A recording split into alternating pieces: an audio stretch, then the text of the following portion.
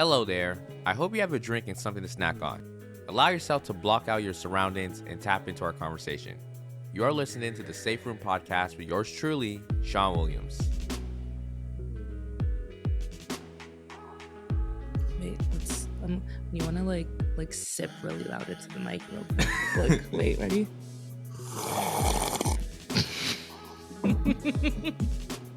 Yep, that's the intro, ladies and gentlemen. Yeah, welcome to the Safe Room. Ladies and gentlemen, welcome back to the Safe Room. I'm your host, the President, Sean Williams, and Happy New Year, first of all.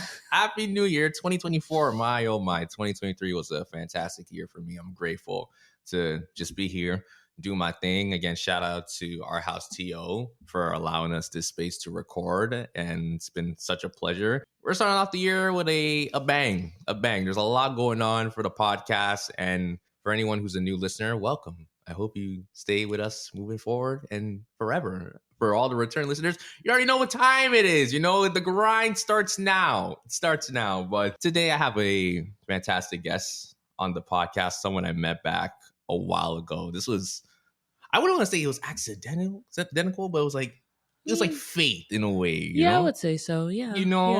This person is someone I've got to know for a couple of months. She's doing some fantastic things. She's the founder of A Question For.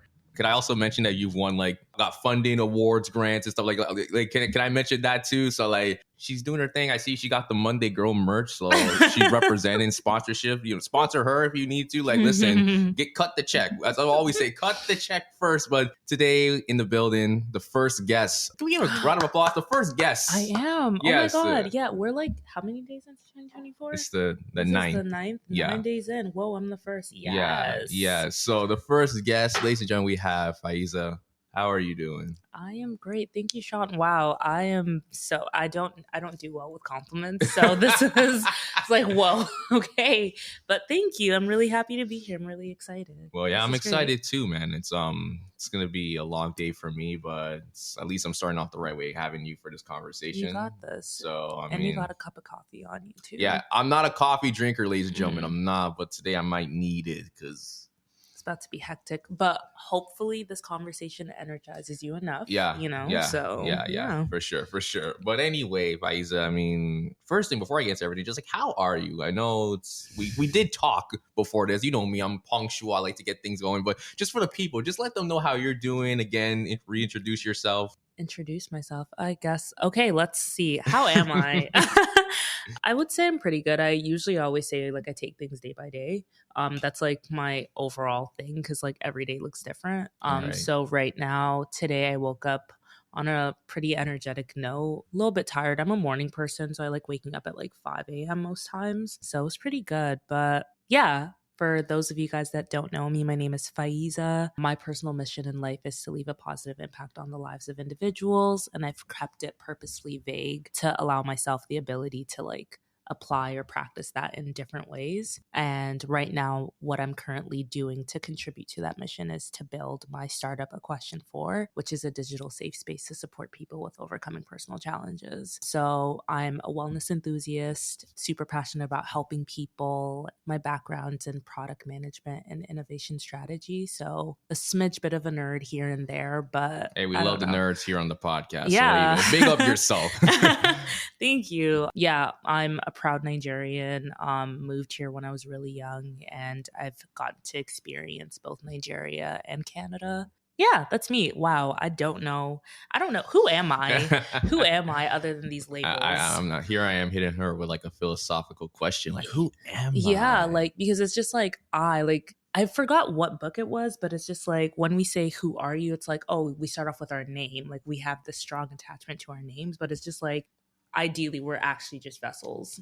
This body is a vessel, and whatever's inside, whether it's a soul, spirit, whatever you want to call it, that's who we are. But there's just a lot of meaning attached to I and me and whatnot, and it's very egoic. Right, so we do the things that contribute to our ego. So whether it's our name, title, label. Anyways, no need to get into that. No, it's all good. It's all good. But like I said, your resume speaks for itself. I remember seeing for the first time, it was at a house event, I think. Yeah. A good amount of people came out to that event. And I remember you were one of the few people who were very active with your questions. And it kind of made me think like, wait, who is this person? Like, I kind of like, the stuff that she's sharing, because obviously you introduced yourself. Again, you talked about a question 4 when you were addressing your questions to the panel that was there. And I thought, let me approach her just to kind of see what she's about. And everything's kind of kicked off very smoothly from there. And I didn't know it would kind of lead to us coming on the podcast, but I'm glad it did. Yeah, exactly. Literally well said. Exactly. So yeah, listen, this is why I tell people, go to an event, even if you're not trying to like put yourself out there. You never know what relationships you will establish. Because I promise you, when I was going to that event, I did not plan to say, I'm trying to connect with people. I'm just trying to get out the house. Yeah, just show up. Yeah, I'm trying to touch some grass, like catch some air, like, and then little behold, I went home like, I met someone new. This is nice, So just take the push, take the initiative. Tea. No, damn, straight tea. Yeah, tea. And you're drinking tea as well. So listen, game within a game right there.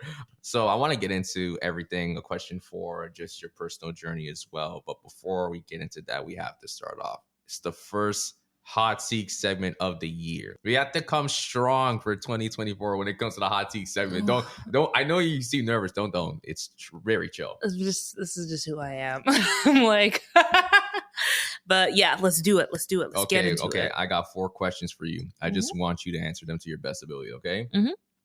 Okay. So the first question: outside of the work that you do, tell me something about yourself in 1 sentence. Just like, wait, hold on. 1 sentence. I'm a serial rambler, so I'm gonna be. Maybe is that? No, that's not something about myself. Cut that out. No, I'm kidding. I'm deathly afraid of birds. Okay. Yeah. Okay. Like it's an identity thing. I promise you will see me flinch or freak out in public where birds are around. And for Toronto, that's almost every day. So yeah. Yeah, like when you're walking down the street and you just see like the line of pigeons just on the cable. It's just no, it's very. I'm like trying to walk real fast. The worst is like when there are people that don't care about birds, like walk through them and then they start flapping. Yeah, you can't. Like I will actually scream.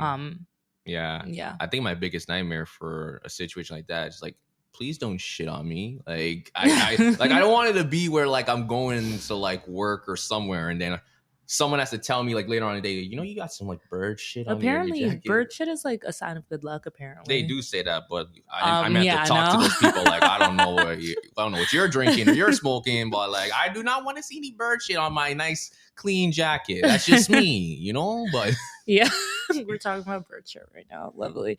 Yeah. No, but that's an interesting way to just like kind of tell something about yourself. I mean, like I'm scared of birds. I mean, I felt like you were gonna. Maybe this was my expectation. I thought you were going to give something a little bit more like thoughtful, which is nothing wrong with that. But it's just like, it kind of goes to show like just the uniqueness of that answer. Thoughtful in what sense? I don't know. I thought you're going to probably kind of expand on what you kind of said in your introduction, just like maybe some of the like just for yourself. You mentioned you're a rambler. So like, I thought you were going to go on to that and kind of speak on it. You're like, nah, I'm going to do that. Yeah, I'm afraid of birds. It's just like, oh. Okay. Yeah, no, I mean, like, I think it's just like there are multiple aspects of like one's identity. And like, I think that like whatever works in the moment, like right now, at this very moment, I'm seeing you as this version of yourself and you're seeing me as this version of me. Right. And like, I think there's a lot of times when we try and like pick up like the really good stuff, the things that like present really well. And it's like, yeah, that's true. But then there's also like the other stuff, the like quirks and like the little things that make you who you are. And like, that's just something about me. Like literally anyone that meets me or like knows me would know like that's actually a part of like Faizah's identity. So yeah, I could sit and talk about like the rambling thing or like childhood upbringing stuff or whatever. But like, we can always get to that at any point, but like this is something that will never come up in a conversation unless the person, i.e. me, like just randomly brings it up. Opens up. So yeah, I don't know. But yeah. And that's well said. I totally agree. I feel like there's lots of people I know that I may know them for a long period of time. And there's still aspects of them that I don't know. And that's okay because sometimes, that moment or that childhood memory or whatever it may be, it may not pop up because like maybe it's just not time for me to know about it. And it's also like we're constantly evolving too, right? Yeah. Like you knew a version of that person, and like I guess when you meet them again, there's a different person or other aspects of themselves that they've allowed to bring to light, you know? So it's like a mix of things. For sure. I mean, Yeah. I love the way we're starting this. That's perfect. I love it. 2024. I love it. Okay. So the second question I have, and this is actually a question I asked you off camera, but it's a little bit different. So I asked you off camera, like, what is one thing you want to try, like, new for 2024? So this question is like, name something that you tried for the first time in 2023. So I went to Montreal last year with my roommate / friend. So like deeply like love my roommate, friend, whatever.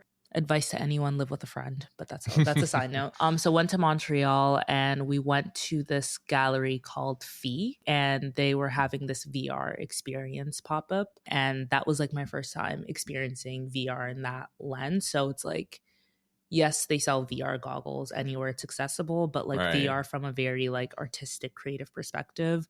They curated different spaces, and it was kind of dystopian just a little bit, just having like goggles hanging from ceilings, but they kind of curated it with like just different lights and like shapes in the rooms, and like the way the seating was set up. It was really cool. So that was my first time experiencing something like that. I guess like an immersive art experience.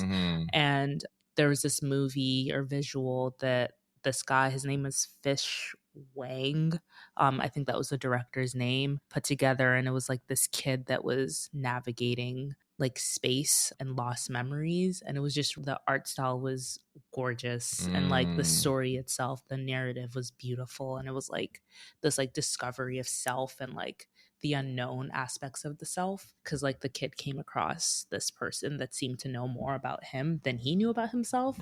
So that was really cool. So yeah, like that's like the first thing that comes to mind for me, just because it was such an interesting way to experience art outside of like looking at paintings on walls, which is also great, like not to dismiss that, but yeah, it was just like a really nice use of technology and art coming together. Okay. I like that. I definitely need to travel more and just get out of Toronto. No, there is more life outside of Toronto. Like I want to live in Switzerland or Sweden at some point in my life. Yeah, like I think it's so easy to get caught up with like your day to day and like kind of be like, oh yeah, like maybe I should leave. But it's like, actually, once you think about how this is just your own lived experience, like other people in other regions have other perspectives that's influenced by like their outside and the things that they see. It's so like, for me, I find that so fascinating, and I want to experience that. Like, as much as it's nice to be familiar with the space, and I kind of like, this place is at the corner, like, oh, you might see this person here and there, or this shop or whatever. It's like, it's also nice to like explore new things and like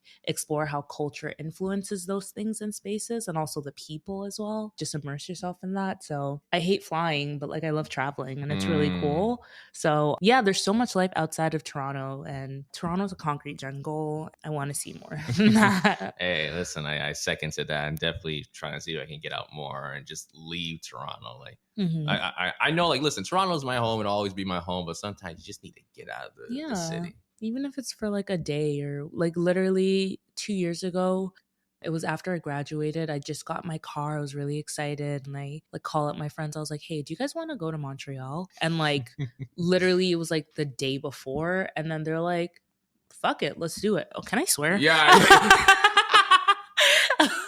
Yeah, I was like, yeah, let's do it. And literally at like 4 a.m. the next day, like we pack up, like load the stuff in my car, and then we found an Airbnb. Like, it's like, if you're committed to doing the thing, you will figure out a way to do it. You know what? That's so true. Yeah, that's like so true. 4 or 5 hours road trip. It was really nice. Caught a lot of videos. I made a vlog about it, and like it was so interesting. The context of wanting to leave was just because of like the circumstances and like where I was mentally at that point. But like it was so nice to just leave. We were there for like 2 days, and like it was fine. Like it was just refreshing, you know? Wow, So, that's amazing. Yeah. That's amazing. Okay, so going on to the third question, I want you to share an interesting fact that you rarely share about yourself. I was an athlete. Like I did competitive swimming and track when I was younger. So I think that's influenced a lot of like Like, I'm a really competitive person. My name is like Faiza, in Arabic means victorious. And like, that was an identity thing. The neighborhood I lived in when I was younger here was called Winter Circle. So imagine. Wait, you know what? Hold on. No. I'm not even saying that this is any relation, but like, I there's this song I have on my Apple Music that's called Winter Circle. It's from two Toronto artists, so I don't know. Like, I don't know if there's some connection from there. Maybe it's in Brampton. Like, it's in this like small neighborhood. I think they may be from Brampton. Yo, hold on. A moment right there. No, wait. Yeah, no. For I had to take a sip of my coffee just to embrace it. Wow. Yeah, no. So Winter Circle. So I lived in Winter Circle, and the meaning of my name was Victorious. So like, that was very much an identity thing. And like, growing up, I was always really competitive. So like, whether it was with academics, like school was cool and stuff. That was not supposed to rhyme, but whatever. But like, doing things, being active was also like more fun, and like, it allowed for a more healthy outlet of my competitiveness, I guess. Yeah. So like, running was great. Like, track was just, I hated cross country because it was like long. It's like, why would you want to like torture yourself? So okay. So I have a couple of questions. Go ahead. Were you doing like the 100, the 200, 100, 200, and relay? Damn. So like, for relay, like, I was always last leg, so that was cool. Oh yeah. That's the most important one. Like, listen, we need the speedster, Faiza. You're gonna be that. Yeah. So that was cool. Like, it was nice, like, being that person in elementary school. And then when I went to Nigeria, that was like a whole other ball game. Like, it was like, moving back home was like the best thing that ever happened to me. So like, being there in like my teen years was fire. So like, just like meeting other like just as athletic and even more athletic people than me, very humbling. But it was great. Like, it was great. So that's great to hear. Did you win any medals?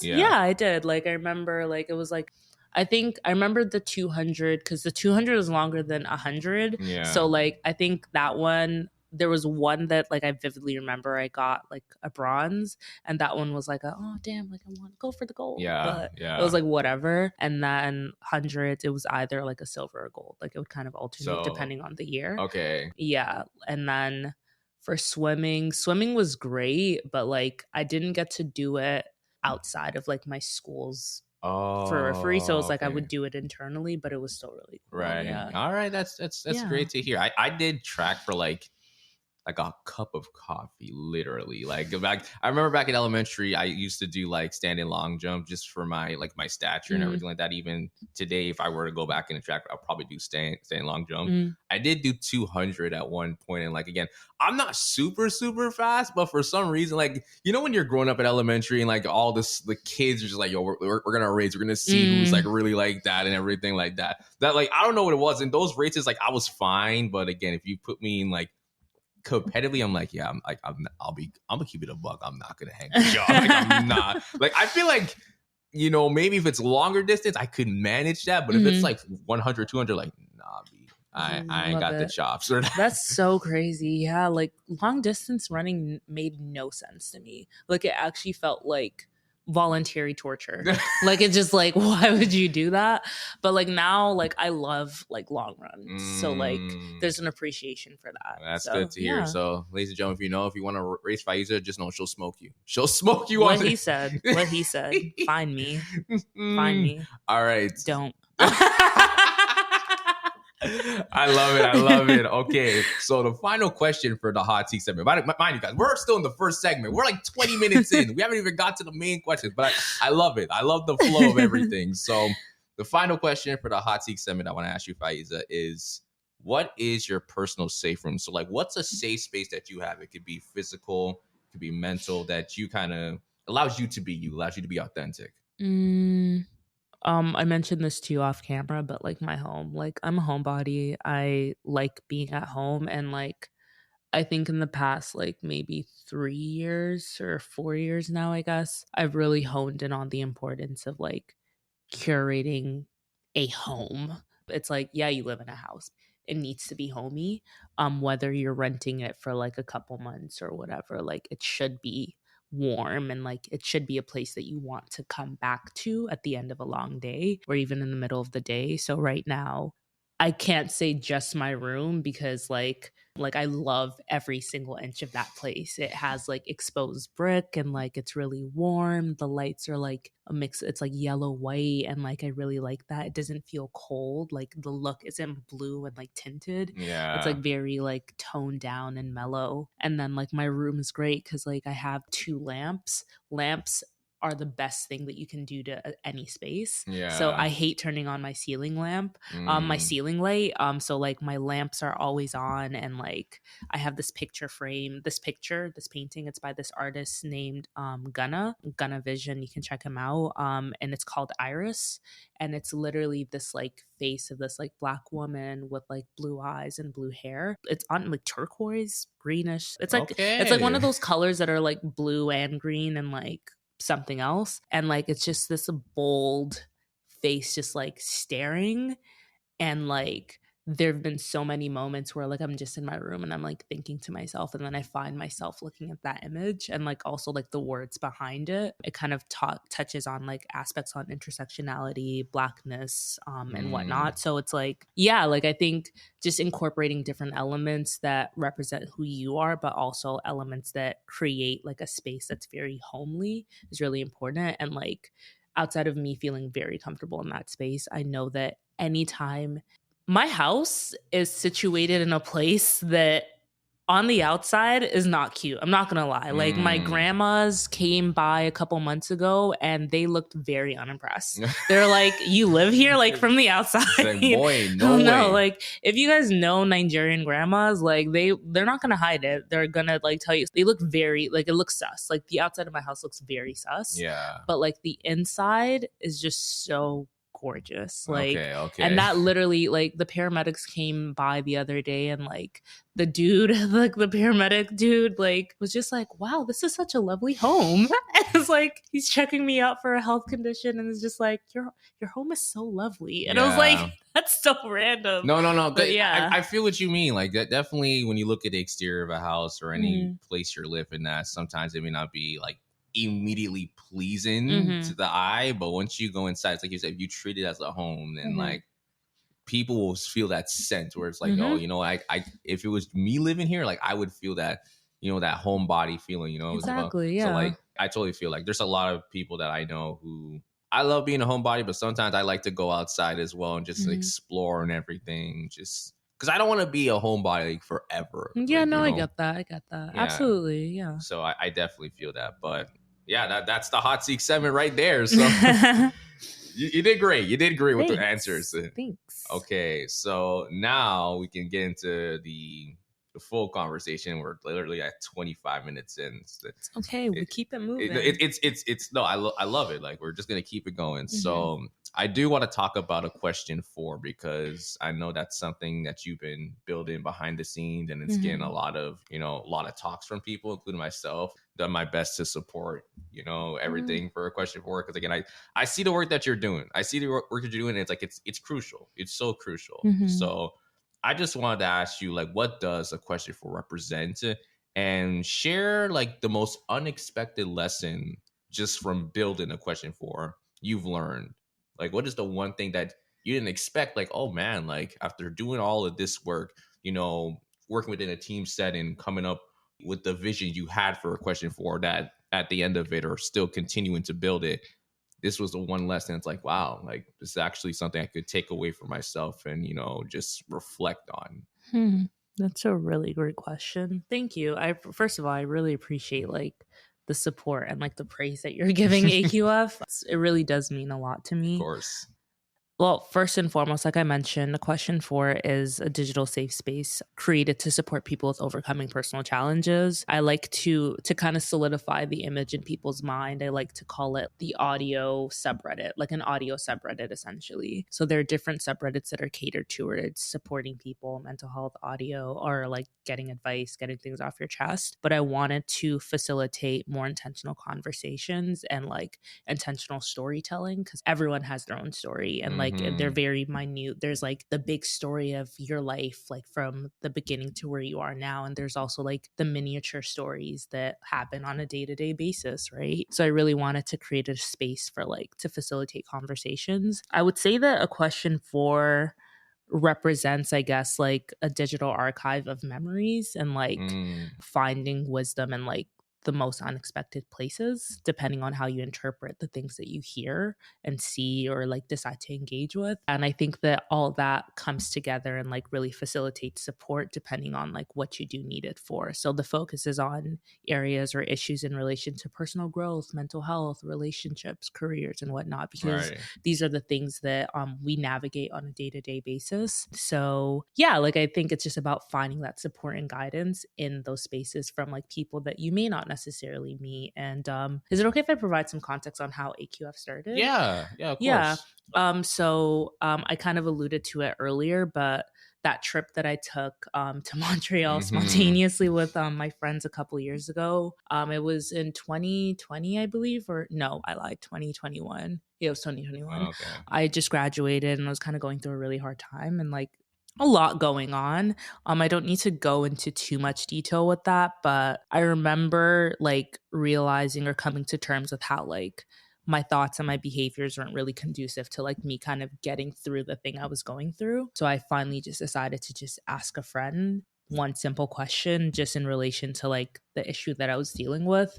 And that friend had responded and like it was just so like mind blowing to me because like he'd experienced something similar and was talking a lot about how he's been navigating it and whatnot. And then that kind of gave me more confidence to like go out and ask a different friend because I'm like, okay, like I learned something from this. Like I want to hear if anything, right? Because it was really impactful to me. So I asked different friend and same question but completely different like take or perspective on what that question meant to them and like their own experience. And for me that kind of clicked something in my brain where I was just like, wow, we're all coming from different places. And like outside of like the fact that like the pieces of advice and like the stories that were told was like a big support to me, there was that thing of like positionality is so important and like perspective is so important. So at the time I decided to basically write down a list of all the questions I was like curious about and like in relation to like my thoughts at the time and like what was going on, listed it all out, and then basically was like, okay, I'm just gonna ask one person a question for all of these things and just see what anyone has to say. And then it just became this by accident like a project that I ended up working on. But that being said, I think that since starting it to now, I've become a lot more open to possibilities and like expansion and like pivoting regardless of what the circumstance is. And I think everyone's figuring it out. Yeah. That's like a big thing just with like my conversations with people. Like I guess when you're dealing with something in the pursuit of trying to get over or going through it, like actually requires you trying to figure it out. And like even as is, like when you meet someone at a certain point, it's like they're not always going to remain that same person. They're going to continue to grow, evolve, change, whatever that might look like. And I think working on AQF, it requires this like sense of really learning and understanding or trying to understand or openness to understanding like who people are and like being okay with like whatever, like how they come or how they show up, right? So I feel like AQF has really kind of taught me a lot about people and like acceptance, perspective, and like openness, I think, in ways that I don't think I had ever, been or like looked at things in the past before. So yeah. All right. Wow. There's a lot to take away from that. There's a lot. But no, I appreciate you kind of sharing, just how it got started. How you mentioned the Montreal trip, and it was kind of from that it kind of spanned into something where you wanted to kind of ask a question to one individual, then a different take and everything like that. And like sometimes it's those conversations that we have with our friends, family, who we may be with, where something just opens up. And for you, it was, I want to learn a little bit more about people, just understand, the things that they're thinking about. Like, how does it differ from one individual to the next, which is really great. And, even when you were explaining it, I felt like there was some resemblance to what the Safe Room podcast is, because the stuff I do want to create a safe space. It's more in the field of like entrepreneurship and letting people get in their recognition through the work that they do. But I like for you, it's again creating that digital safe space, but it's more for like, again, like the wellness, like the mental health, just the more personal side of things, which is really great. Because I do feel, again, like you mentioned, everyone has a story to share. But some people never have a platform like AQF to like really open up. And, we're going to get into later on because I was one of the few individuals that did the user interviews. And like, that was something where I started to open up. It made me think like, for someone who does podcasting, I ain't really never shared like open up like that the way I did with Faizah. So it's like, it's kind of funny, So I think the stuff that you're doing is absolutely incredible. Thank you. And Thank you so much. yeah, of course. Like, and I definitely think just the impact it's bringing, and like even the stuff you're doing behind the scenes, whether it is the user interviews or going out in the streets and like getting people. Like, I've been watching your content. I saw that reel where you're going out in the streets handing posters. Look, also, kudos to you, because I could never. No, see, like, I feel like we all say that, but until you're put into a position, or you're put in a position where it's like, you might as well. What's the worst that's going to happen? Yeah. Like, yeah, the worst that's going to happen is maybe people walking away, or maybe someone cussing you out on the streets. So it's like, but it's just like, okay, you're still there, Yeah. It's easier said than done. Like, literally, I was nervous as fuck, shaking. My stomach was acting all sorts of ways that day. And I just was like, you know what, whatever. I kind of took it step by step with that, because at first, like, I was like, okay, first I need to put up posters. And like, I found myself being really nervous putting up posters. Right, and it's like, because there was just a thought of being perceived that got me. So I'm like, but you know what? Put up the posters. I did that. I'm like, okay, that's a tiny win. I did that. The next thing is at least try and hand out a flyer. I didn't put any expectation on talking. It was like, gesture out and put a flyer, because like, it was a process. Like, I was like really, really anxious. And it was like, it's not just being anxious about interacting with people, but it's like putting a thing that you care about out there into the world. That was a thing that got me, So handing it out to people, and it was like, oh shit, people would walk past me. And then eventually I was like, okay, it comes with the territory, because I've been that person that when someone's trying to hand something out, like, I'm walking, shit happens. Everyone has their own lives. So like, it started off with a simple, just try and hand it out to someone. If someone takes it, great. If someone doesn't, it's okay. And you just go on to the next person. Handed it out. And then I started kind of building the confidence or the courage to at least like say a little bit more. And that's when I started getting into the groove of it. And I started off that day like shaking in my boots. And then I ended up the day like laughing with my friend that was with me, like just talking about that experience.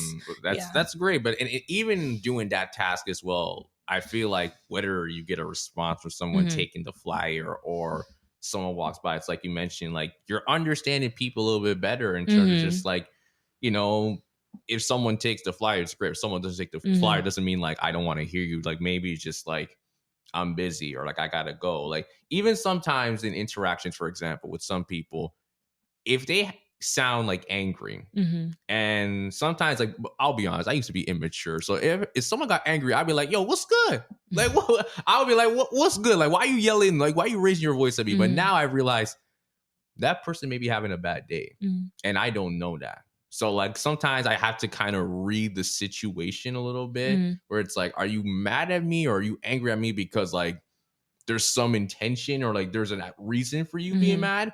Or is it just like, maybe you're putting out this anger to someone else because it's like you're just having a bad day? Or I think that's definitely true. I think one thing that I'm definitely guilty of this too, but like, I feel like there's this immediate need or desire to try and rationalize things or like read into people as much. But I just think that the thing that contributes to a lot of our interactions and like how good or not, depending from like our own perspective, is like, we're so clouded by what we want in a conversation and want out of a conversation that it kind of like affects the direction of the conversation and our interpretation of that. And like, yeah, you're trying to talk to someone and that person just happens to be mad. Yeah, they could be a negative person. Yeah, they could be having a bad day. Yeah, that's just them. That's just who they are. But like, the way in which we read it is very much influenced by where we're standing and our desires from what we want from that person. And it's like, I think walking into things with like no expectations, it's hard. Like, it's really hard. Like, I'm talking here as if I do it all the time.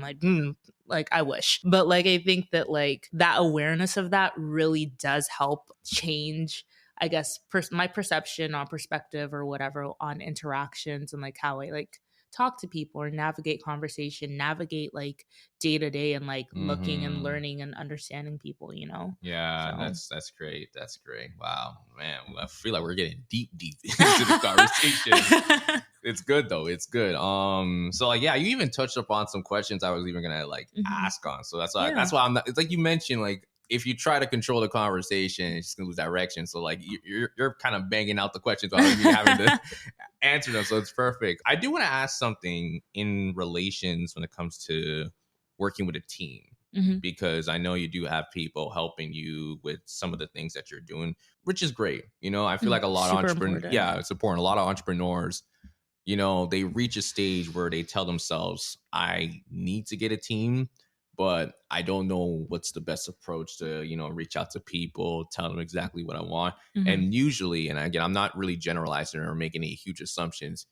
They usually assume if you're getting team members, you're going to have to eventually, like, you know, put them on a payroll, because Mhm. obviously it's their time and their labor and everything Mhm. that they're putting into the vision that you created. So, I guess for my question, like, how was the role, or I guess the situation of you getting the team for AQF to Mhm. do some of the things that you need to do, whatever it was, the user interviews, or you handing out the flyers and putting up the posters? Like, Mhm. how was that process? And what is something that you could at least share with everyone who, any entrepreneur that wants to create a team but is having that hesitancy, because again there's so much factors and indicators to keep in consideration? Yeah, yesterday I was reading The Startup Playbook by Sam Altman, and one of the things that like that was called out in it was like never hire, like don't build a team.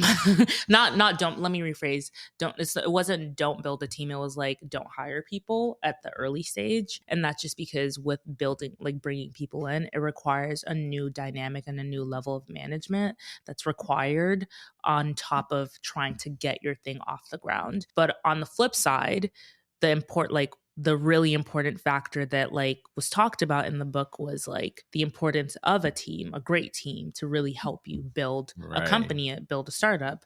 You want people that are really like aligned with the mission and that's ready to like go through like the mud with you, like when shit is going haywire, and also like bask in the joy with you when things are really great. So I think honestly, I'm still really figuring out that nuance because I'm still very early stage. Building the team, quote unquote, has happened very much by accident. And it's really just due to all the like opportunities and the resources that I've received. So when AQF started off as a video project with me interviewing people, it literally was me carrying around my equipment around the GTA and like meeting people wherever they said that they wanted to go to. Because I Right. wanted to, with that safe space aspect of things, I wanted people to be in spaces where they felt most comfortable. So like I didn't care if I had to commute to somewhere in Brampton, like from downtown. Like I remember the furthest I went out to was Mississauga, and that was a mission. Oh Not gonna yeah, lie. it's still a mission to this day. So Yeah, like I had to carry like my equipment, the lights, the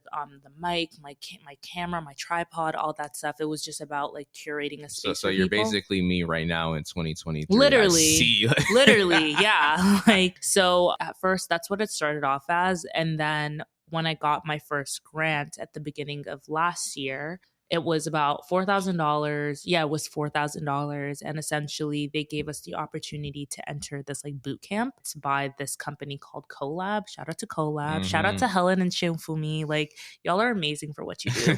So essentially, it's a product management boot camp to get people to not just learn the fundamentals of product management, but like apply it, practice it, and build an MVP at the end of the program. Right. So because I came in with AQF, this tiny idea that I was just interviewing people for, I didn't think I was going to get the grant because it was a video project, didn't know what I was going to do with it. Right. I got the funding, and that program, they would pair you with 2 developers, a front end and back end developer, and a UX designer, UX researcher Okay. to really like hone in and understand and identify a problem that you're trying to solve. That was such a great experience because as much as like I have a product background and like strategy and innovation or whatever, when you're working on something that you care about, you're really focused on what you care about with it, as opposed to like contextualizing it in the grand scheme of things, like, and like how it like its position in the world. So that program, I was able to collaborate with like the UX designer specifically and really like sit down and try and identify like what's the root thing that I was trying to create out of AQF. Like what was the reason for bringing AQF out into the world in the first place? Because like I mentioned, like I told you, like I was going through it and like I wasn't being conducive to myself. Then I finally decided to reach out. And like while after everything had happened and when I started the video project, I kind of lost sight of all of that stuff. And I kind of ended up calling it like digital archive, memory bank, blah, blah, blah. Like people just need to like listen to stories. Like it's really important, blah, blah, blah, without really contextualizing the justification for it. So we sat down, heads together, and then said, hey, like, let's talk to people and like, let's try and understand their experiences within the context of what happens when you're going through something. Like, what do you actually do when you're going through it, right? Do you have the resources to support you when you're going through it, and so on, right? I mean, I did some prior survey research before that where like I got like a couple hundreds of responses to that, which is great. But like this experience really forced me to be very specific and intentional with my questions. They came out of like the research goals that we set out to understand. So it was like how people cope when they're going through it, like what are the methods that they kind of do when they are going through it, so on and so forth, to really try and understand the problems associated with the domain that I was in. So product management is really just about identifying problems, like not the surface level stuff, like the root problems, and coming up with a solution to cater to solving that problem, or solutions, whatever that might look like. And that program really exposed me to like team dynamics and like working with people and also like being a leader. And like I'm very much still learning. Like I'm very much a type of person that's like, if there's a will, there's a way, I'll figure it out type of thing. Cause like, I know that like resources are limited and I believe in compensating people accordingly. And it's like, when you don't have the resources to compensate people accordingly, it's like, you have to just figure it out. And that's just like where my head is at a lot. And it's a little bit there too much that it affects like my ability to work with people sometimes. So like being in that program really forced me to like pause and move with people as opposed to like moving really fast. Like literally you can hear the like the competitive, the like I need to move, the runner, like I'm very much so yeah, like it forced me to really like pause, be a little bit more intentional with my steps, communicate better with people, and like share my thoughts a little bit more, and like really internalize alternative perspectives from myself, from other people outside of myself. And like that was such an amazing experience for me. And like it ended up with me with the team like honing in on like the problem statement, which was like when people are going through it, when people are going through personal challenges, they tend to like deal with it in isolation. And that was like the core problem that we kind of like got out of it, out of like the user interviews that we did, the surveys that we got. We noticed like a trend. And like when you're conducting these interviews, like you're really focused on really listening intently and understanding the context behind like what people are saying. And that's how we kind of like arrived at like that overall problem statement. And then we wanted AQF to facilitate like supporting people when they're going through it. So yeah. Okay, that's damn. I kind of went a little bit. I realized that we're talking about teams, and then no. It's good. Listen, you say you're a rambler. You're looking at the king of rambling. So sometimes when I talk too much, when someone else is on the podcast and they get the chance to talk, I shut up. I'm like, let them speak. You don't need to hear me 24/7. So that's great. And for the team setting as well, like, how big is the team right now? Is it like a small team? Like, how well is the communication? Yeah. So once again, this team right now also by accident. So the initial team I was set up with the 3 people. So that was just within the collab program. And then after the program ended, like I was quote unquote on my own again, but never on my own. I have my community. Right. But so right now I pitched the product and the idea after I'd solidified the problem and like what I wanted to bring to the world. After pitching, one of the judges that was on the panel of that pitch like reached out to me and was just like, hey, like I really appreciate your concept, your idea. Like I really want to help you bring it to life. What's the biggest issue you're dealing with right now? And I was like, oh, I need a developer. And then he was like, let's get you a developer. And he ended up coming on board as like an official CTO / mentor / advisor. So like he's been such an amazing, like I'm just so thankful for him. Like I've learned a lot, and like He's just been such a great guide, and like he's super resourceful and has such a really nuanced perspective on like building a startup and like overcoming some of the hurdles that come in the way, and like a very calm demeanor through it all. And then I have my older brother who is an experienced designer.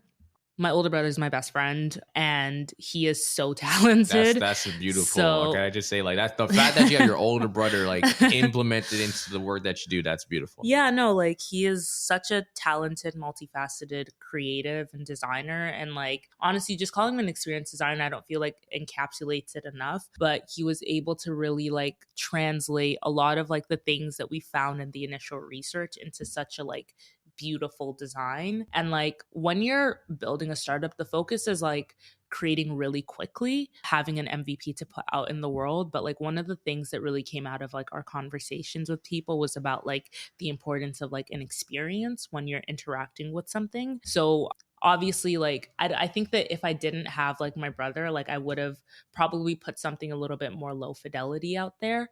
But like I also do value like the importance of aesthetics and beauty or whatever. Yeah. And like just because that really contributes to like a positive experience for people. So like my brother was able to like put together something great out of like the initial prototype that we had, and now we're building. So I have a developer that's contracted right now to build like the initial MVP, and we're set to we're aiming to complete development by February 2nd. Okay. Fingers crossed. And we're aiming to launch it, put it out in the open, in the public domain by March 8th, which is also my birthday.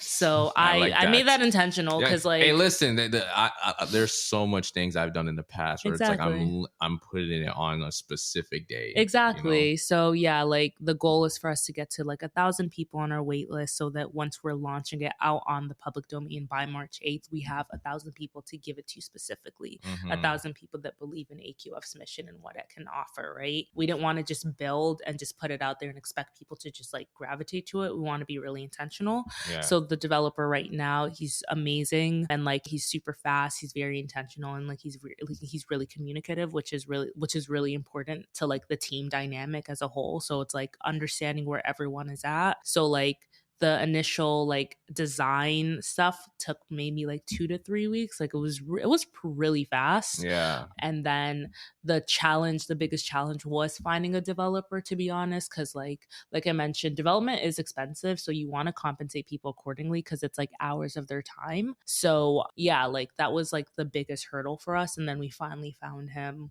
like last month, and then he like got on, and like he's been able to create something really, really quick, and like we're gonna be done soon, which is great. And yeah, and then I had my friend on board as like a community manager / marketing support to like really help us come up with like a strategy to put AQF out there. Because like once you start, like when you're building, it's so easy to get bogged down and like just like really in the weeds with like the how and like what's being built, and then also managing other things. But the marketing is also really important because you want people to be aware of the thing it is you're creating. So you have to find a balance. So that's how the team ended up coming to be, essentially. And we've just been like kind of working like that. And it's not like a tight, we have to show up here every single day at this time and whatever in this place. But I think the biggest thing that I'm learning is like you want people that like really believe in the mission and the thing that you're trying to create, because it's the people that do believe in it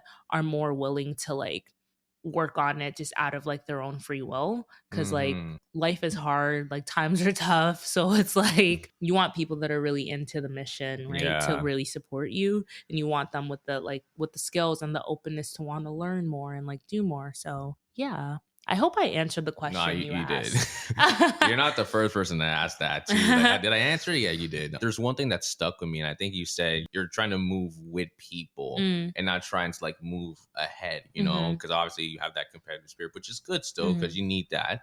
But again, moving with people, and I feel like the way you explain just how the team is comprised, like again, there might be a situation if you're hiring a developer, getting someone to do a specific task, you may have to look at some compensation, you know, because obviously you want to respect their time and labor. But you also mentioned people who really like believe in the vision. They might just give you their time, just like, yeah, like, look, I believe what you're doing, wherever I can do to help out. And that's what I want to do. So I think, again, if you're just working with people, not treating it like so separate, where it's just like, well, I'm doing this, or like this is my role and this is their role, but it's Yeah. just kind of like, Yeah, you exactly. know, like, would they really do it for like free? And like, and that's what I'm even trying to like get out of my mind too. I'm not thinking about would they do it for free or not. It's just like, I like walking into things from a lens of like, because compensation is very important. I'm just yeah, going to emphasize that, like, if I had all the money in the world, I will gladly, like, I yeah, really, really yeah, believe people deserve compensation for like the time and effort that they put yeah, into things. yeah, Like, you're putting in time, you're putting in passion, you're putting in dedication that you could be using to actually rest and relax, because like rest is important. I really do care about that. And I literally find so much gratitude for anyone that like gives me their time. Like, I found this experience of building it has been so amazing, because it's like you find that people just do things out of the goodness of their heart too. I didn't mention this earlier, but I feel like a lesson in this process for me while building is like on being just trying to be really resourceful, like really leveraging on like networks and communities. And funny enough, like I decided to just put a message out there about like how I'm building AQF on like on Monday Girl actually, and then this girl responded, like she sent me a message privately, and like I literally like teared up while reading it. She was just wow, like, "Hi, like I just saw AQF. I think it's really interesting. I think what you're doing is amazing, and like I'd love to like learn how I can support like with like marketing it and getting it out there and stuff." And like we literally had a conversation after that, and like she just expressed this willingness and enthusiasm to like just support, because she's like, I think this thing is so important. So like once again, that emphasis on finding people that really align with like the vision, not even just the vision, but like the mission and what it is, the intention of the thing. That's like the biggest thing. That's the thing that makes all the difference. And like slowly and surely, like that's how you gravitate the types of people you want in your corner, you know? So it's not all perfect. It's not all like roses. Like I'm able to talk about all the stuff in hindsight, and like there are like like challenges like every single day, like not to like breeze over those things, but it's like those little moments make all the difference, you know? So yeah, yeah. absolutely, absolutely. I'm literally just taking in everything that you're saying for real. Like it is important. So like even for myself, I feel like I'm at a stage where I'm thinking about a team, and like nothing too crazy. Like I think if I have someone that can help me when it comes to like the editing, so like the social media side of things, I can manage like Instagram, but like the YouTube channel that I have, that's something I want to get back into and like do full video podcast episodes, or like do different concepts of like video ideas and everything like that. But I know that I don't have the time as before to Yeah. do that. And even if I did, like I just wasn't really into YouTube like that. So like Yeah. I want to get someone that, listen, if you could just edit this portion or like do what you need to do here, then that would be great. And like obviously there's that thought about like, well, are they gonna ask for like compensation? And I think again, it's just trying to convince people about the vision of the safe room, because yes, you know, obviously with the podcast it has its own vision, but I don't want to just have like conversation like this. I want to do more fun stuff, and I'm thinking that's what the YouTube channel is for. So like if you see like a bunch of random stuff, if you see the channel looking very experimental, it's for a reason, because I'm trying to see like what works and what doesn't work.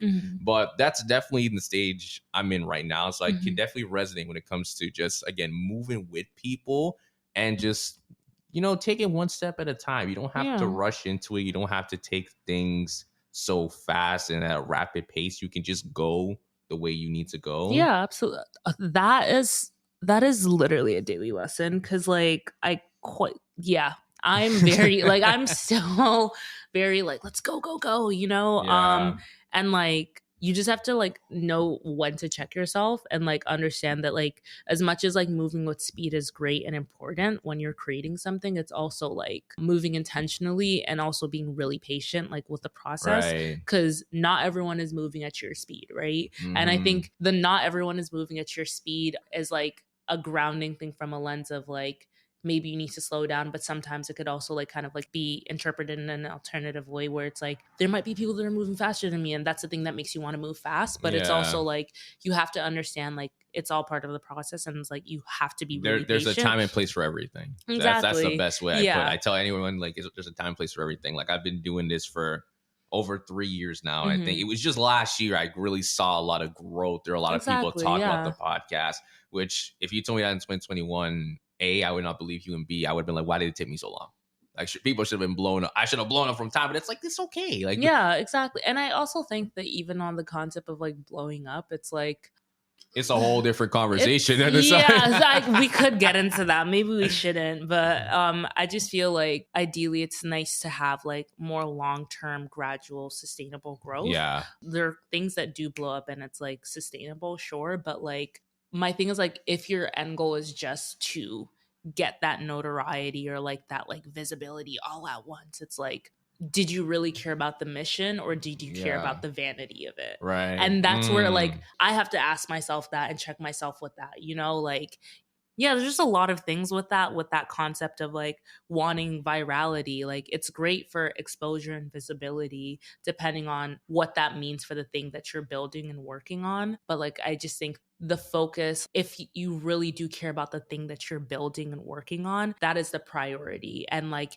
getting the niche group of people that are really into it, and then everything will fall into place. Like literally, once again, not to like reference the startup playbook again, but dude was on some like make the thing that you're creating for like a small group of people and make them love it. Like have them love the thing. You don't want to have a large group of people that like a thing and like it's going to be harder for them to be like to start to love it. You know, like you want whoever is going to use it to like love your thing and want to tell people. Like you don't need to do the convincing. You want them to get on it and they will be the advocates for you. They'll be the one that's going to be like, yo, you should go on this. You should use this thing. Really that's great. Your own personal marketing team without having to pay them. Just like, hey, listen, you need to tap into AQM. Because they are getting value from the thing that you're using, and they believe in the thing that you're doing. You're not doing any convincing. It's just like they see it for what it is because you're focused on the thing you're creating. You're focusing on the value that you intend on like adding to people. So like, once again, all this stuff is easy to talk about in theory. And when you're building, you do care about getting it out there fast enough so that people can get it. It's like a weird dynamic, but like, I feel like really just honing down and focusing on that is just so important. And yeah, it also helps like check me sometimes when I'm like, what the fuck is going on? Like, so, I feel you. Okay. Hello, everyone. It's your boy Sean in post-production. That was part 1 from our fantastic conversation with Faizah. Stay tuned for part 2, which is coming very, very soon. But thank you for those who stayed till the end of this episode. Make sure you follow us on Instagram at The Safe Room Official. Follow us on Spotify and Apple Podcasts. Give us 5 stars. Give us a review. We're trying to run the numbers up. So make sure you do that. Also, you can tune in to us live on Love Bay Radio every Thursdays at 8 p.m. So if you want to join into the conversations, make sure you tune into Love Bay Radio where you'll hear the Safe Room Podcast by yours truly, Sean Williams. But until then, I'll see you guys back here for part 2, and I'll see you guys next time.